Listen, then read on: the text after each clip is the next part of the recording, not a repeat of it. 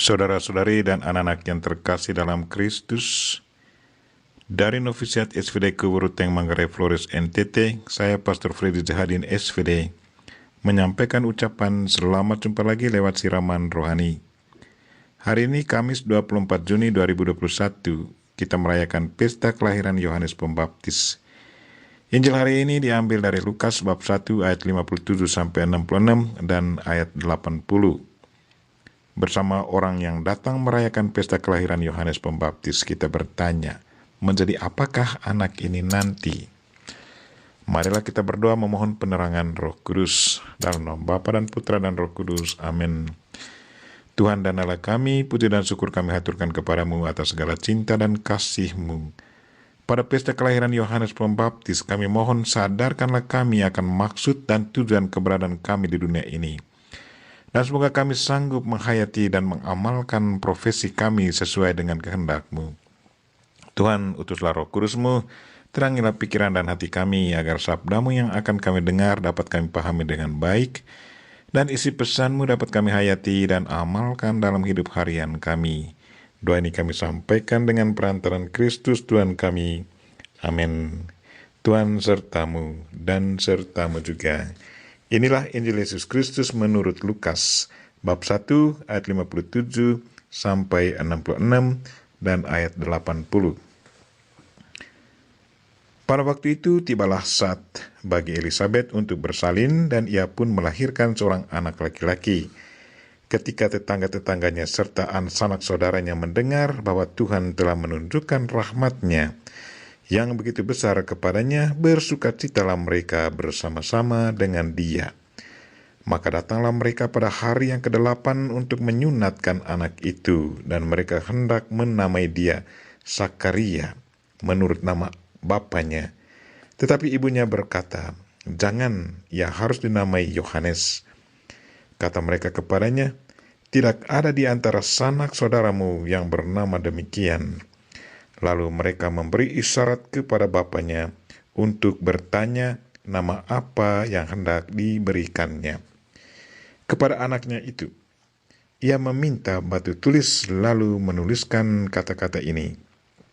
Namanya adalah Yohanes. Dan mereka pun berheran semuanya. Dan seketika itu juga terbukalah mulutnya dan terlepaslah lidahnya. Lalu ia berkata-kata dan memuji Allah. Maka ketakutanlah semua orang yang tinggal di sekitarnya. Dan segala peristiwa itu menjadi buah tutur di seluruh pegunungan Yudea. Dan semua orang yang mendengarnya merenungkannya dan berkata, "Menjadi apakah anak ini nanti? Sebab tangan Tuhan menyertai dia. Adapun anak itu bertambah besar dan makin kuat rohnya, dan ia tinggal di padang gurun sampai kepada hari ia harus menampakkan diri kepada Israel." Demikianlah Injil Tuhan. Terpujilah Kristus.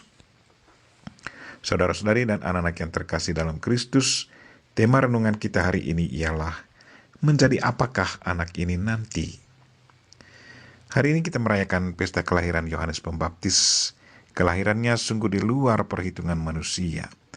Mereka yang menyaksikan kelahirannya pada bertanya, menjadi apakah anak ini nanti?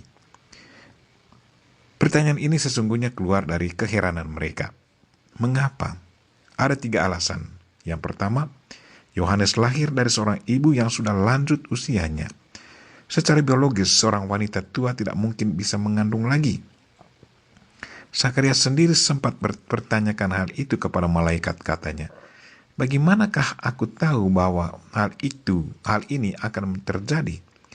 Sebab aku sudah tua dan istriku sudah lanjut umurnya."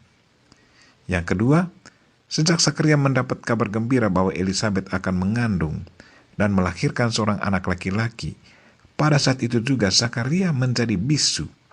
Mengapa Sakaria bisu? Apa hubungan anak yang akan dilahirkan dengan kebisuan Sakaria? Pasti ada maksud tertentu. Tetangga dan keluarga dekat Sakaria pun pada heran. Menjadi apakah anak ini nanti? Ketiga, sewaktu penyunatan dan memberi nama kepada bayi yang baru dilahirkan, namanya tidak mengikuti nama bapaknya, tetapi sama sekali nama baru, yaitu Yohanes. Dan yang paling mengherankan lagi adalah bahwa pada saat Zakaria membaca apa yang ditulisnya, namanya adalah Yohanes, pada saat yang sama terbukalah mulutnya dan terlepaslah lidahnya. Semua yang hadir terheran-heran, mengapa diberi nama yang sama sekali lain dari nama bapaknya? Ada apa di balik nama itu? Keheranan mereka pun menjadi sewaktu mulut Zakaria terbuka dan lidahnya terlepas sewaktu ia membaca tulisan yang ditulisnya. Namanya adalah Yohanes. Mereka yang hadir pada bingung. Sebagai ekspresi kebingungan mereka berkata, menjadi apakah anak ini nanti? Saudara-saudari dan anak-anak yang terkasih dalam Kristus, pertanyaan menjadi apakah anak ini nanti terjawab dalam perjalanan waktu. Yohanes menjadi seorang nabi besar. Hal itu dikatakan oleh Yesus sendiri dalam Injil Matius bab 11 ayat 11. Yesus berkata, di antara mereka yang dilahirkan oleh perempuan, tidak pernah ada seorang yang lebih besar daripada Yohanes Pembaptis. Dia adalah nabi terakhir yang menyiapkan jalan bagi Mesias. Dialah yang menyiapkan jalan bagi Kristus, yang mengajak banyak orang untuk bertobat dan memberi diri untuk dibaptis. Walaupun Yohanes Pembaptis besar di hadapan Allah, tetapi ia selalu merendahkan dirinya. Ia memperkenalkan Yesus Kristus kepada muridnya, dan dengan sopan dan tulus berkata, ia harus semakin besar, tetapi aku harus semakin kecil. Saudara-saudari dan anak-anak yang terkasih dalam Kristus, kita semua dilahirkan ke dunia ini dengan satu tujuan dan maksud tertentu. Tuhan punya rencana atas kita masing-masing. Mungkin di saat kita kecil, orang tua atau kenalan kita juga sudah ungkapkan pertanyaan yang sama. Jadi apakah anak ini nanti? Profesi yang sedang kita jalankan sekarang mungkin saja itu adalah jawaban dari pertanyaan mereka di masa kita kecil. Jadi apakah anak ini nanti? Kalau profesi yang kita miliki sekarang adalah jawaban dari pertanyaan mereka, maka ikutilah contoh hidup yang sudah ditunjukkan oleh Yohanes Pembaptis, yaitu selalu rendah hati dan fokus pada maksud dan tujuan keberadaan kita di dunia ini. Fokuslah selalu pada Dia, yaitu Tuhan sendiri yang sudah merencanakan mengapa kita ada di dunia ini. Ikutilah kehendak-Nya, tetapi bukan mengikuti kehendak kita sendiri.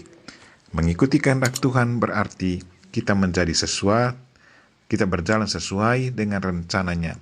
Tetapi kalau kita selalu mengutamakan kehendak diri kita sendiri, itu berarti keberadaan kita di dunia ini sudah tidak sesuai dengan kehendak Tuhan. Kita sudah menjadi Tuhan untuk diri kita sendiri. Marilah saudara-saudari dan anak-anak yang terkasih, fokuslah selalu pada kehendak Tuhan. Dia menciptakan kita dengan maksud dan tujuan yang sangat mulia, yaitu berguna bagi Tuhan dan sesama.